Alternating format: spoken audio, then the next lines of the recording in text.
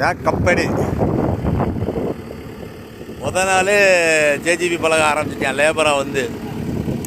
இதே இந்தியாவாக இருந்தால் குறைந்தபட்சம் 1 வருஷம் வேலை பார்த்தா மட்டும்தான் அடுத்து ஜேஜிபியை பழகவே முடியும், ஸ்டேரிங்கில் உட்கார முடியும். இன்றைக்கி தான் வந்தேன், லேபரில் வந்தேன்,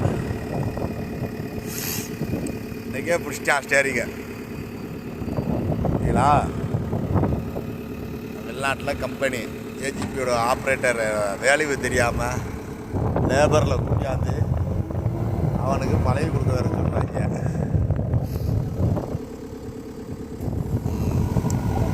இதுதான் ஃபாரின்.